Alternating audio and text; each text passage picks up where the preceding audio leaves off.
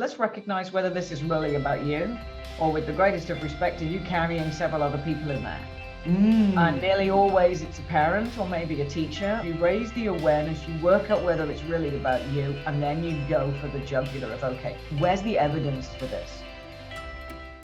Welcome to Women We Should Know with international speaker, mindset reset mentor, author, and your host, Leslie Michaels.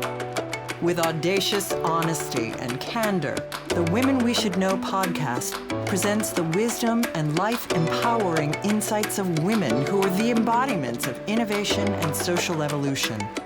Please join Leslie as she shares potent conversations that will inspire your personal and professional evolutions.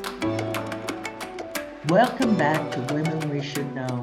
This is the podcast where we share the voices and audacity of change-making women who are coloring outside of the lines, who are ignoring the old paradigms and disrupting the status quo by refusing to fit themselves into boxes that were designed by others. And they are doing this to the benefit of all women.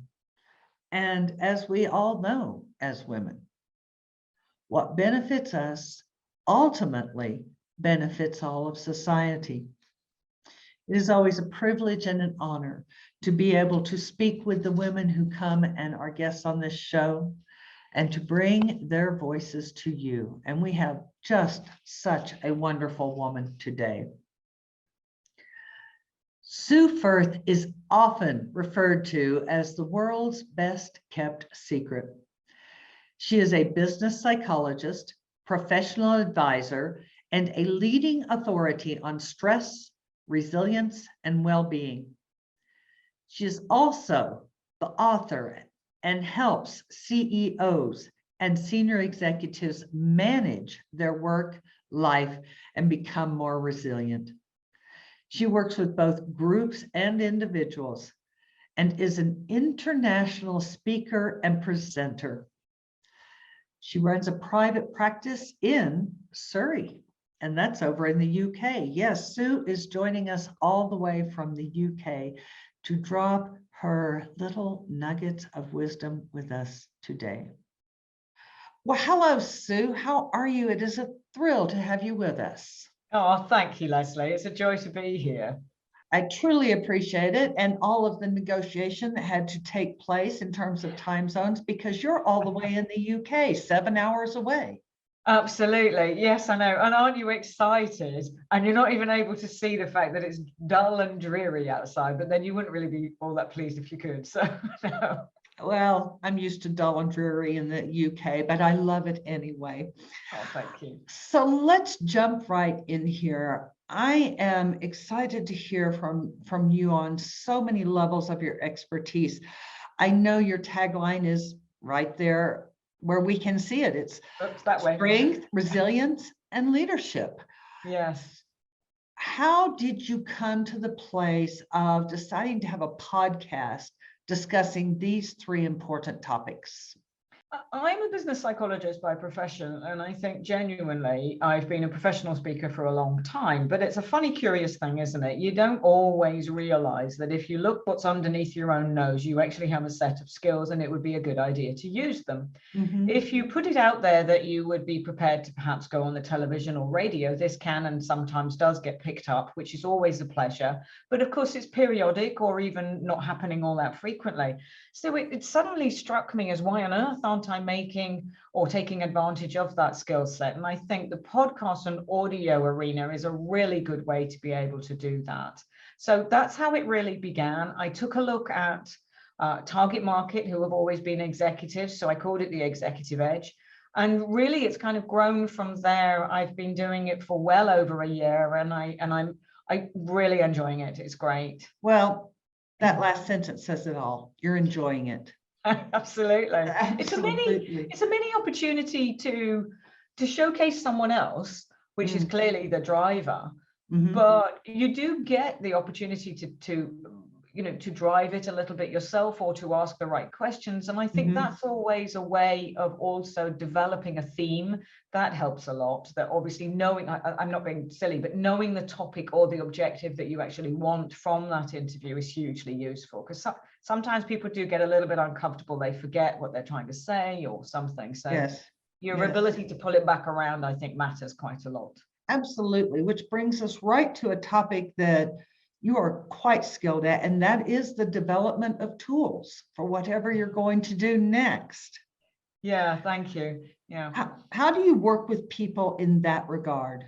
Well, I nearly always find someone who comes to see me has got some kind of a symptom, and let's call it, say, stress or anxiety or something. And what they probably don't realize is that this is turning up in their life because whatever it is they're trying to achieve is quite possibly feasible. They could even manage to do it, but they don't feel equipped. So when they talk about not feeling equipped, we obviously will target that first of all and break it down and then go into it. But ultimately, it feels as if the ever-present ratio of how much anxiety turns up as its sister, if you like, is because you feel like you lack the tools. You lack the ability possibly to be assertive in the right situation, to fix a problem that you're dragging because it's in the past, to fix a way of viewing yourself. And there's almost invariably something that's just a little bit broken. Can I use those words? In which case it needs repairing. And when you're working with those people, or for those of us who are listening, who might be hearing you and saying, oh, yes, I know that feeling. I know that broken place. What is a wonderful starting point? I think the starting point is raising awareness. Okay, what's the actual issue? What is it that's going on for you? I think the second point is, let's recognize whether this is really about you, or with the greatest of respect, are you carrying several other people in there? And nearly always it's a parent, or maybe a teacher, or even a friend who was a bit tough with you, or maybe, heaven forbid, you were bullied. But we certainly adopt, as a psychologist, this is second nature to my particular approach, but we certainly adopt the value system of other people. We model their behavior, and sometimes we adopt what it is that they want for us. So if a parent has knowingly or unwittingly said to you, the only way you get anywhere is by working hard. You were never any good at anything, so you're always going to need to work hard, or something which we adopt, it can become an almost terrorizing statement inside your head, and it can hold you to account to the point where you really push yourself excessively hard until you break or you burn out. Right. But that's the ultimate process. You raise the awareness, you work out whether it's really about you, and then you go for the jugular of, okay, where's the evidence for this? Where is it? Is there any proof that I'm a useless person, or in fact, or whatever the issue is, or is it in fact a case that I am really quite capable and I've got the skill set, I just need to get this head place in the right space? That is a great tip, because I do believe it is all those people living rent-free in our head that limit us in a majority of the situations. That is a fantastic statement. And they are tenants, so there is nothing wrong with you throwing them out. That is right. Well, I can't take credit for creating that statement, but I do respect it and know it's true. In addition to helping people move through those ongoing internal issues, I know you also address the topic of resilience, and we are on, hopefully, God willing, the tail end of a situation that has required tremendous resilience for 2 years. Are you working with, encountering, having a lot of people come to you? How do I do this now? How do I bounce back? How do I know where to bounce back? Actually, that's a really great question, Leslie. Thank you. I think it's probably a bit more specific than that. I think in some cases, people are coming out of the corporate world because it wasn't satisfying in the first place, or better than that, they get an opportunity to step back and work out, is this all there is? Is this what I want? And when they find that the answer is no, or it's not what I want, or I'm not enjoying this, this is a critical tipping point, and it's a really great, valuable place to be. Try not to be scared. That would be my first point. Mm-hmm. Try not to be scared. Change is not the end of the world, and it does not mean that you have to have all of the answers or indeed have worked out all the steps. But it does help to realize that that first warning bell is now is sounding a bit louder, is clanging in your head, and is saying to you, okay, actually staying is not going to be a good thing. Let's look at my options. Mm-hmm. So I think the brave bit is recognizing that first of all. The next brave step is, okay, what does that look like in practice then? Have I got to go self-employed? Do I need to start a business? Do I want to go and work for someone else? And I think sometimes that's the brave bit, which doesn't really take a lot of resilience once you've worked out what is it I want. Mm-hmm. And almost invariably, what I want then just needs holding up for a little bit. And so I've always likened it to the fact that you ride the bike. I'm just one of the stabilizers on it, and I'm going to put them back on for a little while so that you can ride it, but with a bit of help. That is a brilliant analogy. I really I may borrow that, Sue. So what about the individuals who, during this time, we all took a step back? There's no one who didn't take a step back. I'm sure or you're in right. isolation and what have you. And they have a different perspective. During that period of isolation, they realized, I do have the skill set. I do want to move into leadership. I don't know how to do that. How do you support these people? I think, first of all, you decide, okay, so where are you now? Where is it that you want to be? Do you know what that job looks like? Have you studied it well enough? Do you know what the skills and the mindset, so skill set, mindset, do you know what's going to be required? How much of a shortfall have you got realistically? Have you had any feedback to suggest where you're really at, just in case you need to check out those two, because they can be different. Not that I ever want anybody to seek out unnecessary feedback, but if they know that they're falling short, we need to know how. Right. I think once you raise the bar or set that target or that goal, you know what it looks like behaviorally and in practice. And then I think you're good to go. It's really about taking that bite-sized chunk that says, right, so what behaviors do I need to copy, emulate? Who do I need to go observe? How is it that I therefore progress or make progress on this? And usually you find they can take a bite-sized chunk, which is the next month, and start going through that process. And then you take them almost as if that's the starting block again. Okay, now we've made progress. Let's begin again. Where are you at now? What does the next step look like? And you just almost hold their hand really through that process. But I also think, if I may, there are some very specific things that women tend to make a bit of a mistake with. We get very stuck. Tell. Well, we overthink. Yes. I think we slow ourselves down, we procrastinate whether we're conscious of it or not, and we think brave thoughts, but the actual problem we've got is execution. So we sometimes think these brave thoughts, and I don't mean because we've got kids and it's not the right time. That's an entirely different thing, and that's perfectly understandable. If you know there are good reasons, that's different. But if you believe in yourself, and if you know what it is that you want, but the only person holding you back is you, then I think, it's a good time to start working on that internal dialogue that's getting in the way. Again, tenants living rent-free. Absolutely. And this is where, rightly or wrongly, we come back to, in a circle, we come back to that main principal point, which is, do the inner work. If you don't know how to do the inner work, work out that actually those tenants may not be you. And they're definitely hijacking you between 2 and 4 in the morning, or they hijack you when you're more tired. Yes. And so, it can be quite important just to work out how to get enough rest, not get too stressed, decompress, and allow for that, which is one of the reasons why I was an expert in stress before I really talked about resilience, if you like. I really appreciate that you identified that it happens more between 2 and 4 in the morning, or more in this point in the afternoon, because I have recognized that those are my weak moments. Absolutely. We all have biorhythmic weak moments. So I can see where teaching anyone, and particularly women, to recognize that those exist and pre-fortify for them is brilliant. Yeah, and I honestly do think it's keep it simple, recognize that this is not about you. In those moments, it's not about you. And also, I would say tip number 2 really is do not make a major decision when you are low, because Absolutely. you can't distinguish the difference between the tenants hijacking you, which is a great expression you just used a minute ago, and just plain tiredness. It will manifest itself in the same way. Your energy levels will be low, you will resonate and send out low, and of course you are, because you're tired or because your filter is getting stuck. So the other thing really is that filter does exist.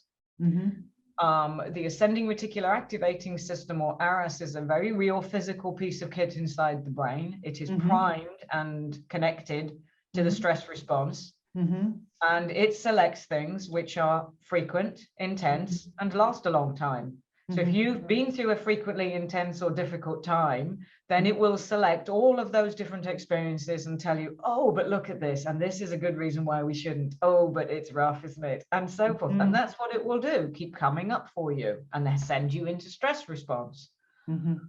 Also, I think the 5-second rule, which is, you know, a really great theory, which I also espouse, is you get hijacked pretty quickly in that 5 seconds. And this is when tiredness has its greatest play. And that's when the little committee of the two of them, as they start to fight, will win. So the biggest thing you can do is say, no, I'm not playing right now, not now.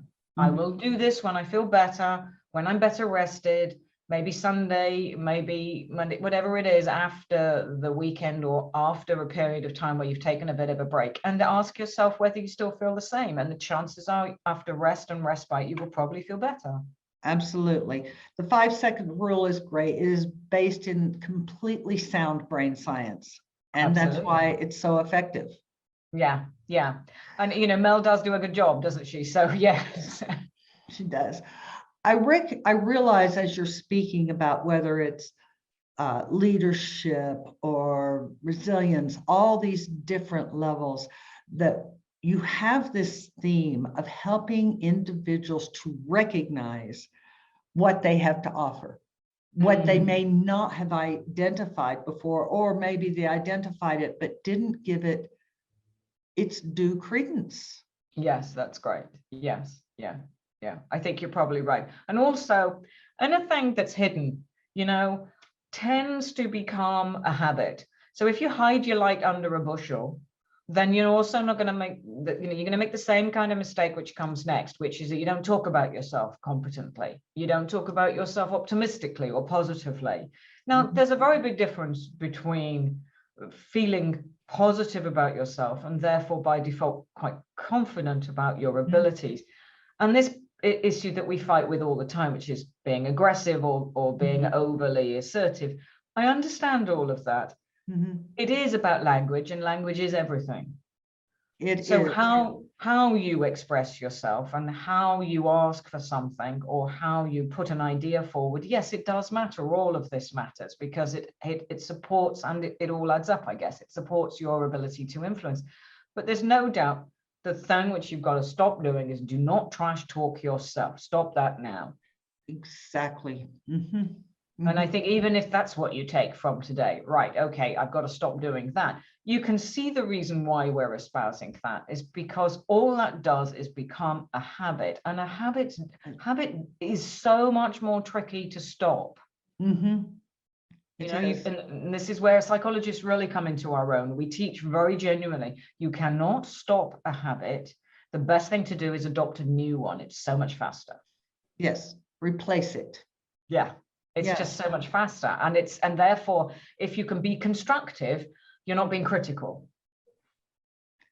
Excellent point. Now, I want to ask you, you have so much brilliance, so much wisdom and experience. Do you relay this in your books? Oh, yes, listeners, Sue has books. Oh, thank you. Oh, that's so kind. What a segue is that?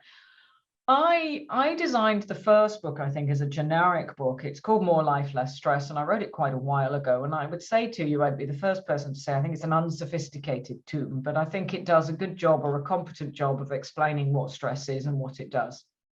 I think because of the length of time I then worked with my target market, taking the stress out of leadership came as a natural next step, but that's because it was specifically for executives. So it talks about the differences in the way they view things, the fact that they're adrenaline junkies, that they're often set themselves up for success and so forth. The third one, I think, was a genuine request in a way. And we spotted it because we started to look at the analytics on the site.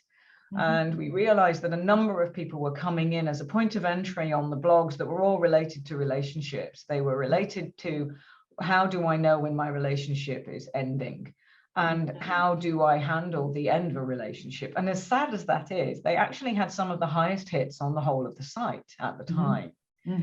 So we amalgamated those into several other chapters and turned it into Understanding Relationships. And that's my third book. It's an ebook available really just on the site. But I think it's a valuable, I mean, I'm bad to say this, aren't I? But I think it's a valuable series of insights and recommendations. And because, as you've already picked up, I always go for tools and tips. Those are in there.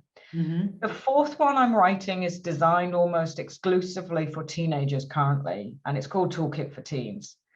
And it is entirely to try to prevent teens from coming out into adulthood, which they do by late teens, early 20s, feeling ill-equipped to handle life because they haven't developed the problem-solving skills that it's going to take them to be able to do that well. And so... Brilliant. Thank you. I'm 90% through that one. Watch this space. It shouldn't be long. I keep promising that, Leslie, but it won't be long, I promise. And the chances are actually, because parents are saying, well, can't we have a version 2? I will relabel it, but the chances are I'll just rewrite the one for parents so that it would be Toolkit for Parents. And between the two, we should be able to hit, tick that box, I'm hoping. Wonderful. Well, please let me be one of the first to invite you to come back and talk specifically about that, because I think helping our teens approach adulthood is imperative. Yes, I would agree. I really would agree. Yes, I won't bang on about that, but I really would. I think it's genuinely tough for them at times. And it also enables me to reliably say, you only learn these tools if you develop through the experiences that come into your life. So if you don't go through those experiences and you suddenly get thrown, whatever it is, into university or into loss or into early adulthood, and you have to now step up, you can feel ill-equipped. What accompanies that, which is full circle from this evening's podcast, is then anxiety, which means that you'll lean on the crutch of anxiety, fearing the situation, blaming the fact that you've got anxious about it, when in actual fact, all that tells me is the reason why that's turning up and flagging in your system is because you don't have the tools to be able to cope with that situation. And if I can help by writing those tools down so that someone can at least read about them, they can put something into practice, I've got fingers crossed I'm doing something useful. Wonderful. I'm so pleased and thrilled to know about this. And for all of you listening, I'm going to do what I always do for you. You know I love doing this for you. I will put the links to Sue's books in her program notes. Thank you. The links for you to be able to contact her and communicate with her directly. So don't worry, if you're jogging, you don't need to stop and write all this down. I'll have it in the program notes for you. Can you imagine? As we're coming close to the end, I really am curious. I know you are referred to as a best kept secret because you were out there and being a public speaker and all of these wonderful things prior to your podcast and going on television. What is your favorite topic to speak about when you are in front of a group? That is such a great question. I think if it was acceptable, I would probably talk about identifying but then releasing emotional pain. Because I genuinely believe for most of us, we carry around any number of what I like to call boxes. If you don't deal with the contents of those boxes and then learn to close them, they're still optional to pull out from under the bed. But if you don't learn to close them, I swear that they feel like a weight. They're a weight on your shoulders, they're a weight in your head, they're a weight in your body, and they are just so heavy. It will hold you back. It will certainly make you miserable. And I wish that it was more socially acceptable to talk about that. And when I offer that, and what the reason why I feel it isn't, I'll be very frank. I think it's clearly a slightly it's a painful topic. It's therefore going to make people feel things, and this of course is because of the anomaly of the brain, where it doesn't really make any difference between a vividly imagined and a real event. So it has the capacity to make you feel like you've lived it, and I really do get that. But if I could wave a magic wand and say, hey, here's 3 tips, do these and it will fix it, I really wish I could do that, because I swear I have a satellite dish that picks up anybody's pain, and if I could fix it, then I would have done something meaningful in my life. So this, I think it would be my favorite topic if I could. I think that is extraordinary, because I have heard so much talk, read so many books and articles about you just have to clear it all out, and that can send the brain into a panic. These are treasures. They may be undermining us, but they're treasures that our brain has held on to. Your approach of being able to just close the box and keep it under the bed, I could see where that offers great mental and emotional security to be able to move forward. Yeah, thank you. Yeah, that's a beautiful way of putting it. I don't think they should go anywhere.